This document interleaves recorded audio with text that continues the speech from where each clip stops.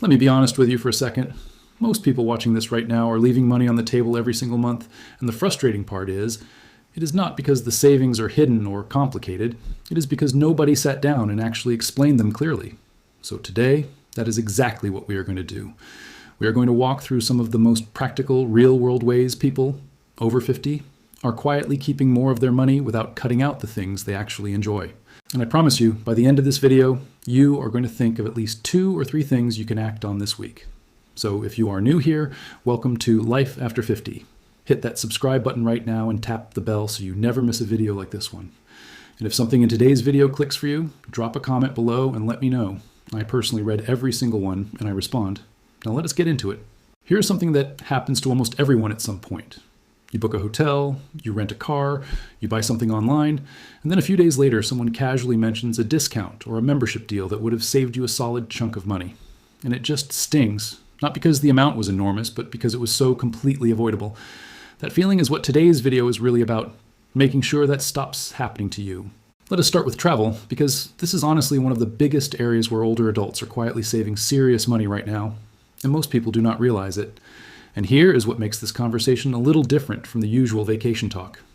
For a lot of people over 50, travel is not really about luxury getaways anymore. It is about the things that genuinely matter. Visiting grandchildren who live across the country, attending a family reunion you have been putting off, finally taking a trip you kept saying you would do once you retired. Travel has become deeply personal, and that means travel costs hit differently too. The problem is that the total bill for a trip sneaks up on people.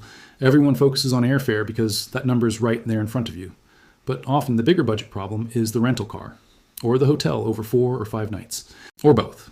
And this is exactly where having the right memberships and knowing the right programs can change things meaningfully. Organizations like AARP offer travel benefits that include discounts on rental cars, hotels, cruise packages, and full vacation bundles. Some of those rental car discounts can reach 30 or even 35% off the base rate. And before you say that does not sound like a lot, think about what that actually means on a week-long trip during a busy travel season. That discount could easily cover your gas money, or 2 or 3 restaurant meals, or an extra night somewhere, so you can spend more time with the people you actually went to visit in the first place. Hotels are similar. Even a modest percentage off over 4 or 5 nights adds up more than people expect. Maybe that savings pays for parking. Maybe it covers breakfast every single morning. Maybe it just takes the financial pressure off the trip so you can actually enjoy it instead of quietly stressing about the bill. And the key habit here, and this is something worth building into your routine, is comparing prices before you book, not after before. Check the public rate, check the member discount, check any credit card travel portal you might have access to. This takes maybe 5 extra minutes, and the difference can genuinely surprise you. But there is one thing I want to flag here because I think it is important. Discounts are a tool to make a trip you already want to take more affordable. They are not a reason to build an entirely new expensive trip, just because a deal caught your eye. Sometimes people see a limited time offer and suddenly they are planning a whole vacation around the discount itself. That is how travel savings accidentally turn into travel overspending. The decision should always come first. The savings is just what helps you get there for less. Now, outside of travel, another huge opportunity for people in this season of life is something most people walk past every single year without even thinking about it, and that is the timing of major household purchases. Specifically, those big seasonal sales windows that come around at predictable times. Memorial Day is one of the most significant. And I do not mean this in the way advertisers want you to think about it, flashing neon signs and countdown clocks and pressure to buy something before the timer runs out. I mean it in a completely different way. I mean it as a genuine opportunity to buy things you already need at a lower price, simply because you planned ahead. The categories that go on deep discount around this time are remarkably practical. Mattresses, appliances, patio furniture, bedding, cooling products for the summer head, luggage, home organization items. And for people over 50, these are not luxury purchases. They are quality of life purchases. Think about a mattress, for example. A younger person might keep a mediocre mattress for years and barely notice. But if you are dealing with back pain or you are waking up sore every single morning, a better mattress can genuinely change your daily life in a way that is hard to overstate.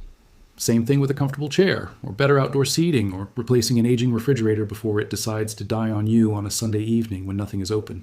The point is that timing matters almost as much as the purchase itself.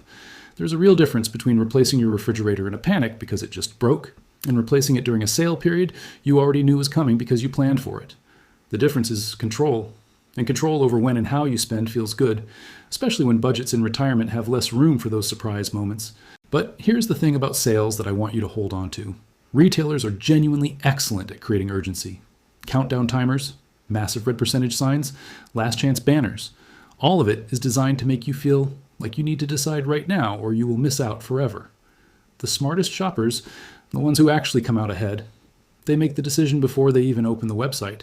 They know exactly what they need. They know their absolute maximum budget. They know which features actually matter to them and which ones are just nice on paper.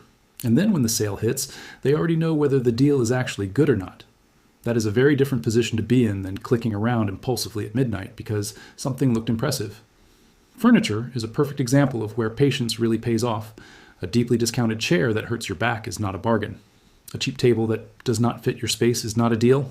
And a large purchase you cannot easily return becomes your problem to live with. Bigger purchases deserve more careful thought, not faster decisions, even when the deal looks exciting. Now, there is another side to this conversation that is becoming more relevant for a lot of retirees, and it is one people do not always expect.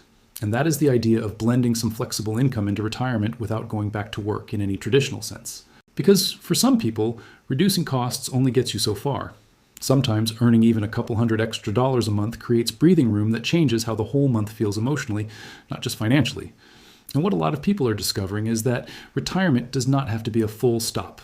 It can be more like adjusting the volume, working a little more during certain seasons, then stepping back when you want more freedom. Maybe picking up something in the fall and then taking the summer completely off. That kind of flexibility is something a lot of retirees are finding surprisingly meaningful. The range of options here is wider than most people realize. A retired teacher might tutor students online a few hours a week. A former office manager might help a small local business get organized or handle basic bookkeeping. Someone who has always loved animals might do pet sitting. A retired tradesperson might do small repairs a few days a week for neighbors or through an app. Some people sell handmade items online. Others do seasonal customer service work from home for a few months a year. And honestly, for a lot of people, the draw is not just the extra money. It is the structure, the social interaction, the sense of still being active and contributing something. That matters. But I want to stop here and say something clearly, because this part is genuinely important, and I would be doing you a disservice if I skipped over it. Older adults are heavily targeted by scams that disguise themselves as flexible work opportunities, fake work-from-home jobs, fake check cashing schemes, fake personal assistant positions. They look real, they sound legitimate. Some of them are shockingly well designed. So here is the simple rule.